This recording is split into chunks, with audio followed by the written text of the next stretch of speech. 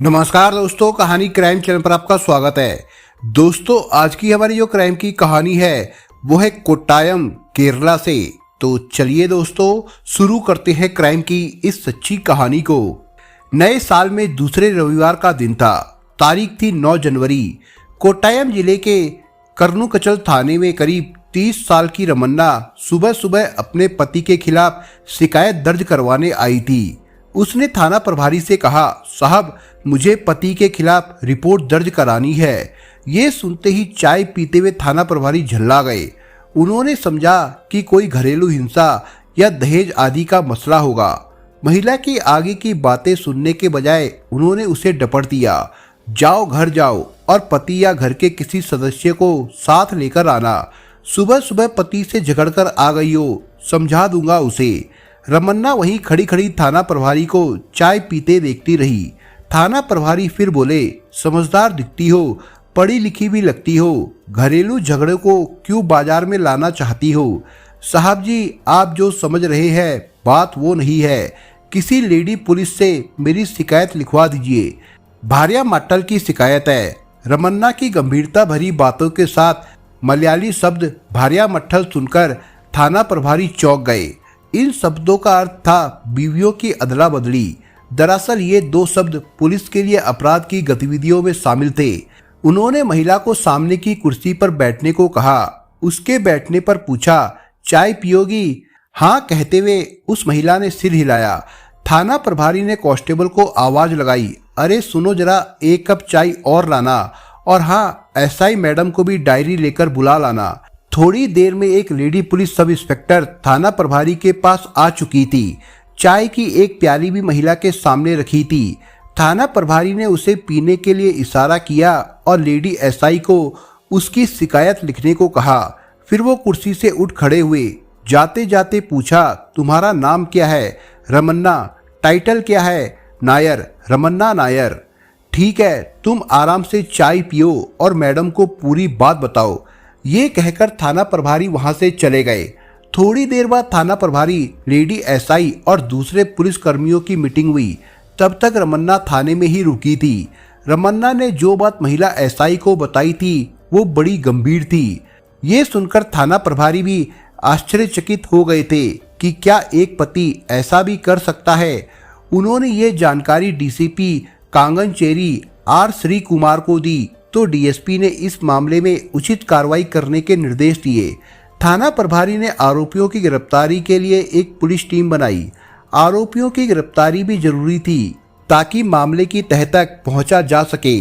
मामला बेहद संवेदनशील था। संभ्रांत व्यक्तियों के चरित्र हनन, निजी संबंधों के साथ साथ पार्टनर एक्सचेंज रैकेट के अलावा अननेचुरल सेक्स से भी जुड़ा हुआ था। इसी शिकायत में मैरिटल रेप भी शामिल था। उल्लेखनीय है कि इससे पहले केरल के कायमकुलम में भी साल 2019 में ऐसा ही मामला सामने आ चुका था। उन दिनों कायमकुलम से 4 लोगों की गिरफ्तारी भी हुई थी। उस समय भी गिरफ्तार लोगों में से एक की पत्नी ने ही शिकायत दर्ज करवाई थी कि उसे पति ने ही 2 लोगों के साथ यौन संबंध बनाने के लिए मजबूर किया था। पति ने उस पर दूसरे अजनबियों के साथ सोने के लिए दबाव बनाया था। रमन्ना द्वारा दर्ज कराई गई शिकायत भी काफी चौंकाने वाली थी। उसने भी पति के खिलाफ शिकायत लिखवाई थी कि वो पति के दबाव में आकर दूसरे मर्दों के साथ सोने को विवश हो गई थी, जबकि पति के साथ उसकी लव मैरिज हुई थी। शिकायत में ये भी कहा कि उसके साथ अप्राकृतिक सेक्स भी किया गया था। एक समय में 3 मर्दों के साथ हम बिस्तर होना पड़ा। इस तरह से वो पति के अतिरिक्त कुल 9 अलग अलग मर्दों के सेक्स की सामग्री बन चुकी थी। वे सारे मर्द उसके पति के दोस्त थे। रमन्ना ने साफ लहजे में कहा कि पति को इसके बदले में पैसे मिले थे। कोट्टायम जिले की पुलिस ने मामले को काफी गंभीरता से लेते हुए तुरंत छापेमारी की योजना बनाई और देखते ही देखते 7 लोगों को धर दबोचा। उसके बाद जो बड़े पैमाने पर सेक्स रैकेट का भांडाफोड़ हुआ वो काफी सनसनीखेज और चौंकाने वाला था। उसकी पूरे देश में चर्चा होने लगी। एक के बाद एक हुई गिरफ्तारियों के बाद एक बड़े सेक्स रैकेट का पर्दाफाश हुआ जो सोशल साइट के विभिन्न प्लेटफॉर्मों के जरिए पतियों के ग्रुप द्वारा चलाए जा रहे थे। रिपोर्ट के मुताबिक कर कुचल में 7 लोगों को बीवियों की अदला बदली के आरोप में 9 जनवरी को गिरफ्तार कर लिया गया था। उनमें रमन्ना का पति भी था। गिरफ्तार किए गए लोग केरल के अल्लापुजा, कोट्टायम और एर्नाकुलम के रहने वाले हैं। रिपोर्ट के मुताबिक इस रैकेट में बकायदा व्हाट्सएप पर ग्रुप बनाए गए थे जिससे सैकड़ों लोग जुड़े हुए थे। इसी ग्रुप में आगे की योजना बनाई जाती थी। हैरानी की बात यह भी थी कि इस ग्रुप में केरल के एलिट क्लास के कई लोग भी शामिल थे। इस पूरे मामले की तहकीकात के बाद चांगनचेरी के deputy SP R Shri Kumar ने बताया कि पहले तो वे इन ग्रुप्स में शामिल होकर एक दूसरे से मिलते थे, बाद में निर्धारित ठिकाने पर सेक्स के लिए जुटते थे। इसके पीछे एक बड़ा रैकेट है। इसमें कई और दूसरे लोगों की भी तलाश की जा रही है। पुलिस के अनुसार महिलाओं सहित भले ही कुछ समान विचारधारा वाले हो, लेकिन कुछ महिलाओं को उनके पतियों ने इसमें जबरदस्ती शामिल कर रखा था। गिरफ्तार लोगों ने पूछताछ में बताया कि वे पहले टेलीग्राम और दूसरे मैसेंजर ग्रुप्स में शामिल होते हैं और फिर 2 या 3 कपल आपस में मुलाकात करते हैं। इसके बाद महिलाओं की अदला बदली होती है। इन गिरफ्तारियों के बाद पुलिस ने पार्टनर एक्सचेंज रैकेट की तह में जाकर पता लगाया। पुलिस ने तहकीकात की तो पता चला कि पार्टनर एक्सचेंज रैकेट के नेटवर्क का मुख्य आधार टेलीग्राम और मैसेंजर ऐप था, जिसमें एक गिरोह के 1000 से अधिक कपल बताए जा रहे थे। उनके द्वारा सेक्स के लिए बड़े स्तर पर महिलाओं की अदला बदली की जा रही थी। इस रैकेट में पैसों का भी ऑनलाइन लेन देन होता है। कई लोग पैसों के लिए अपनी पत्नियों को सिंगल पुरुषों के साथ यौन संबंध बनाने के लिए मजबूर करते हैं, जबकि इस सेक्स में 2-3 पुरुष ही होते हैं। पुलिस को जांच में पता चला कि इस रैकेट में राज्य के हर हिस्से के लोग शामिल थे, जिनमें अधिकतर सदस्य धनवान और सुखी संपन्न थे। सवाल सामान्य लोगों के जहन में उठता रहता है कि पत्नियों की अदला बदली क्यों और कैसे। वाइफ स्वैपिंग का एक पुराना इतिहास भूपत्नी प्रथा के जमाने से रहा है, किंतु इसने नए रंग रूप में 80-90 के दशक में एक यौन आनंद के तौर पर पैर पसारना शुरू कर दिया था। हालांकि इसमें सबरान किस्म के कपल ही शामिल हुए। इसके लिए उन्होंने बकायदा पार्टियों का सहारा लिया। केरल का मामला भी बीवियों की अदला बदली का ही है, लेकिन इसे पतियों ने कमाई का धंधा बना दिया, जिसमें बीवी के नाम पर दूसरी सेक्स वर्कर को भी शामिल कर लिया गया था। केरल की शिकायतकर्ता महिला रमन्ना की लव मैरिज हुई थी। खुशहाल जिंदगी गुजर रही थी। 2 बच्चे भी हुए। सब कुछ अच्छा चल रहा था। इस बीच पति की गल्फ में नौकरी लगी और वो विदेश चला गया। वहां पति को वाइफ स्वैपिंग के बारे में पता लगा। जब वापस आया तो उसने इस बारे में अपनी पत्नी को बताया। पत्नी ने इनकार कर दिया, लेकिन पति नहीं माना। उसने काफी मना किया कि वो किसी और के साथ सेक्स नहीं करेगी, लेकिन पति के दबाव में आकर ऐसा करने को राजी हो गई। पति के द्वारा इमोशनल ब्लैकमेलिंग के चलते ना चाहते हुए भी वो मान गई। उसके बाद से पति के दोस्तों के साथ सेक्स करने का सिलसिला शुरू हो गया। इस खेल के शुरू होते ही पति ने उसे डरा धमकाकर इसे कारोबार बना लिया। विरोध करने पर पति दूसरों के साथ किए गए उसके सेक्स वीडियो परिवार को दिखाने की धमकी देता था। एक रोज पानी सिर से ऊपर तब चला गया जब पति ने एक साथ 3 पुरुषों के साथ सेक्स करने के लिए भेज दिया। अप्राकृतिक सेक्स की पीड़ा से उसका शरीर जितना जख्मी हुआ, उससे कहीं अधिक उसका अंतर्मन पीड़ित हो गया था और उसने पति के खिलाफ पुलिस में शिकायत दर्ज करवा दी। रमन्ना ने यह भी बताया कि उस जैसी कई पत्नियों को उनकी इच्छा के विरुद्ध ऐसा करने के लिए मजबूर किया गया है, जो गलत कदम उठा सकती है। यहाँ तक कि उन पर ऐसा करने के लिए जबरन दबाव बनाया जाता है। इस स्तर पर जांच में पुलिस ने भी पाया कि डॉक्टरों और वकीलों के अलावा कई पेशेवर इन सोशल मीडिया ग्रुप में शामिल थे और उन्होंने अपनी फर्जी पहचान बना रखी थी। इनमें से कई ग्रुप में 5000 से अधिक सदस्य शामिल थे, जहां से ग्राहक मिलते थे। सभी फेक अकाउंट के साथ जुड़े हुए थे। इनमें सिंगल लोगों को दूसरे सदस्यों की पत्नियों को शेयर करने के लिए मोटी रकम देनी पड़ती थी। केरल के लिए वाइफ स्वैपिंग का मामला कोई नया नहीं है। इसके पहले भी साल 2013 में नेवी अफसरों की पत्नियों की अदला बदली के मामले में सुप्रीम कोर्ट ने सीबीआई जांच के आदेश दिए थे।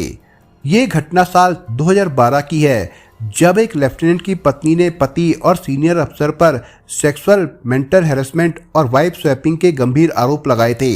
हालांकि बाद में कोई पुख्ता सबूत नहीं मिलने की वजह से मामला शांत पड़ गया था। दरअसल अपने पति को बचाने के लिए कोई भी महिला किसी और के खिलाफ मुंह नहीं खोल पाती, लेकिन इस बार के नए मामले में पूरी तरह से एक बड़ा गिरोह सक्रिय हो चुका था। केरल में ये सब पिछले 3 सालों से चल रहा था। एक नज़र वाइफ स्वैपिंग पर। वाइफ स्वैपिंग ही बीवियों की अदला बदली है, जो पति पत्नी की रजामंदी से होता है। सेक्स के दौरान बीवियां बदलने का चलन गैर कानूनी और गैर सामाजिक होकर भी छिपे रूप में बना हुआ है। अब लोगों ने इसे पैसा कमाने का एक जरिया भी बना लिया है। इसमें सेक्सुअल रिलेशनशिप बनाने के लिए बीवियों को एक रात या फिर कुछ रातों के लिए अदला बदली कर लिए जाते हैं। इसे अपनाने के कई तरीके अपनाए जाते हैं, जिसमें लकी ड्रॉ महत्वपूर्ण होता है। इसके लिए कपल एक ही जगह पर जुटते हैं और अपनी अपनी गाड़ियों की चाबी एक जगह डाल देते हैं। फिर अंधेरे में सब एक एक कर चाबी उठाते हैं। ऐसे में हर किसी के हाथ में किसी और की चाबी आ जाती है। जिसे जो चाबी हाथ लगती है वो उसकी बीवी के साथ सेक्स करने के लिए आज़ाद होता है। इसी तरह से हर व्यक्ति दूसरे की बीवी को लेकर अलग अलग कमरों में चले जाते हैं। कुछ मामले में ये खेल एक ही हॉल में एक साथ ग्रुप सेक्स के रूप में भी होता है। मजे की बात यह है कि इसके लिए बीवियां भी पहले से मन बनाए होती है। इससे जुड़े लोगों का तर्क होता है कि ऐसा करके वे एक दूसरे की सेक्सुअल डिजायर को पूरी करते हैं। कुछ कपल्स का मानना है कि इससे उनके वैवाहिक जीवन की नीरसता में ताजगी वापस आ जाती है। दोनों में इस बात का कोई मलाल नहीं होता है कि दूसरे की पार्टनर के साथ सेक्स कर चुके हैं। इसे वे प्यार के नजरिए से नहीं बल्कि सेक्स की अनुभूति के रूप में लेते हैं। इसे वैसे लोगों के लिए वरदान कहा जाता है जो कभी एक समय में एक रिलेशन में नहीं रह पाते हैं। बताया जाता है कि वाइफ स्वैपिंग की शुरुआत 16वीं सदी से बताई जाती है। सबसे पहले जॉन डी और एडवर्ड स्केल ने वाइफ स्वैपिंग की थी। ये दोनों ही ब्लैक मैजिक करते थे, या कहे खुद को सेल्फ डिक्लेयर्ड स्पिरिट मीडियम बताते थे। इस स्वैपिंग में जॉन की पत्नी जेन प्रेग्नेंट भी हो गई थी। अधिकतर पश्चिमी देशों में ये आम बात हो चुकी है। भारत में इसे यौन अपराध की श्रेणी में रखा गया है। खासकर भारतीय समाज में तो ये किसी भी सूरत में स्वीकार्य नहीं है, चाहे आपसी रजामंदी हो या नहीं।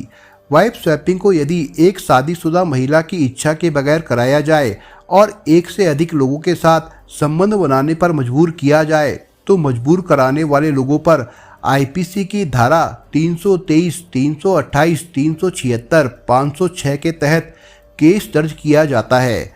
यदि उत्पीड़ित महिला की आपबीती पुलिस नहीं सुने तो 156 सीआरपीसी में जुडिशियल मजिस्ट्रेट के सामने एप्लीकेशन देकर ऊपर दी गई धाराओं में एफआईआर दर्ज कराने के आदेश दिए जा सकते हैं।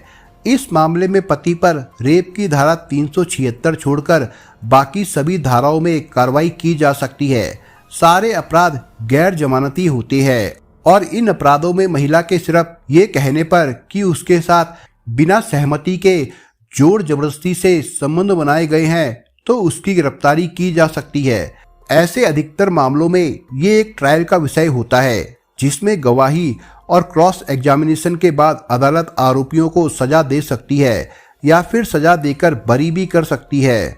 उदाहरण के लिए यदि स्वेच्छा से चोट पहुंचाने के लिए दंड के संबंध में 328 आईपीसी का इस्तेमाल होता है, जिसमें नशीले ड्रिंक की सहायता से महिला से शारीरिक संबंध स्थापित किया गया हो, तो अधिकतम 10 साल तक की सजा और जुर्माना किया जा सकता है। इसी तरह से 376 डी आईपीसी में गैंग रेप के मामलों में सजा मिलती है। इस कृत्य में शामिल हर व्यक्ति को न्यूनतम 20 साल तक की सजा मिल सकती है। दोस्तों, इस कहानी के बारे में आपके विचार क्या है, हमें कमेंट बॉक्स में जरूर बताएं। और दोस्तों, अगर आपको हमारा काम पसंद आया हो तो वीडियो को लाइक शेयर जरूर करिए। और अगर आपने अभी तक चैनल को सब्सक्राइब नहीं किया हो तो जाने से पहले चैनल को सब्सक्राइब जरूर करिए। दोस्तों, धन्यवाद।